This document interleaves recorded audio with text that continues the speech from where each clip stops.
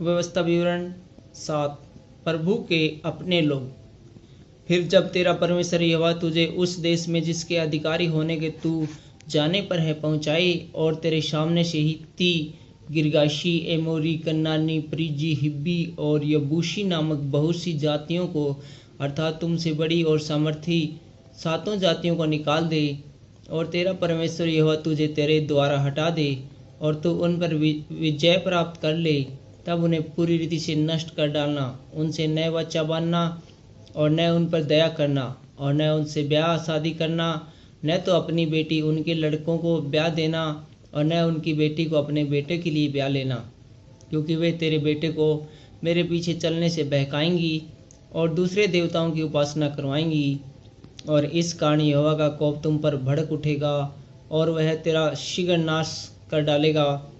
उन लोगों से ऐसा बर्ताव करना कि उनकी वेदियों को ढा देना, उनकी लाठों को तोड़ डालना, उनकी अशेरा नामक मूर्तियों को काट काट कर गिरा देना, और उनकी खुदी हुई मूर्तियों को आग में जला देना, क्योंकि तू अपने परमेश्वर यहोवा की पवित्र प्रजा है। यहोवा ने पृथ्वी भर के सब देशों के लोगों में से तुझको चुन लिया है कि तू उसकी प्रजा और निज धन ठहरे। यहोवा ने जो तुमसे स्नेह करके तुमको चुन लिया, इसका कारण यह नहीं था कि तुम गिनती में और सब देशों के लोगों से अधिक थे, किंतु तुम तो सब देशों के लोगों से गिनती में थोड़े थे। यहोवा ने जो तुमको बलवंत हाथ के द्वारा दासों के घर से और मिस्र के राजा फिरौन के हाथ से छुड़ा कर निकाल लिया, इसका यही कारण है कि वह तुमसे प्रेम रखता है और उस शपथ को भी पूरी करना चाहता है जो उसने तुम्हारे पूर्वजों से खाई थी। इसलिए जान रख कि तेरा परमेश्वर यहोवा ही परमेश्वर है। यह विश्वास योग्य ईश्वर है, जो उससे प्रेम रखते हैं और उसकी आज्ञाएं मानते हैं, उनके साथ वह 1000 पीढ़ी तक अपनी वाचा का पालन करता और उन पर करुणा करता रहता है। और जो उससे बैर रखते, वह उनके देखते उनसे बदला लेकर नष्ट कर डालता है। अपने बैरी के विषय में वह विलंब न करेगा, उनके देखते ही उनसे बदला लेगा। इसलिए इन आज्ञाओं, विधियों और नियमों को जो मैं आज तुझे चिताता हूँ, मानने में चौकसी करना। आज्ञा पालन की आशीषें। और तुम जो इन नियमों को सुनकर मानोगे और इन पर चलोगे, तो तेरा परमेश्वर यहोवा भी उस करुणामय वाचा का पालन करेगा जिसे उसने तेरे पूर्वजों से शपथ खाकर बांधी थी, और वह तुझसे प्रेम रखेगा और तुझे आशीष देगा और गिनती में बढ़ाएगा। और जो देश उसने तेरे पूर्वजों से शपथ खाकर तुझे देने को कहा है, उसमें वह तेरी संतान पर और अन्न, नई दाख, मधु और टटके तेल आदि भूमि की उपज पर आशीष दिया करेगा, और तेरी गायें, बैल और भेड़ बकरियों की बढ़ती करेगा। तो सब देशों के लोगों से अधिक धन्य होगा। तेरे बीच में न पुरुष न स्त्री निर्वंश होगी, और तेरे पशुओं में भी ऐसा कोई न होगा। और यहोवा तुझसे सब प्रकार के रोग दूर करेगा, और मिस्र की बुरी बुरी व्याधियां जिन्हें तू जानता है, उनमें से किसी को भी तुझे लगने न देगा।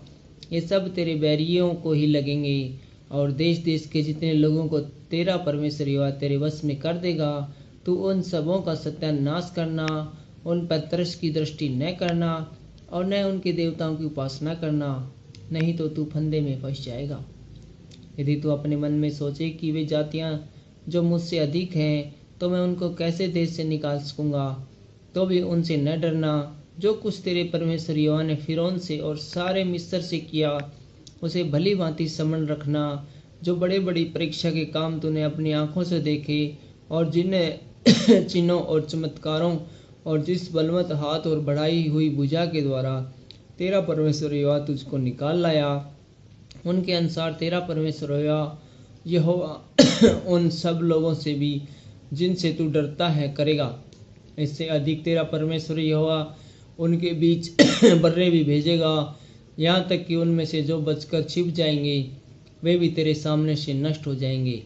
उनसे भय न खाना, क्योंकि तेरा परमेश्वर यहोवा तेरे बीच में है, और वह महान और भय योग्य ईश्वर है। तेरा परमेश्वर यहोवा उन जातियों को तेरे आगे से धीरे धीरे निकाल देगा, तो तू एकदम से उनका अंत न कर सकेगा, नहीं तो बेनेले पशु बढ़कर तेरी हानि करेंगे।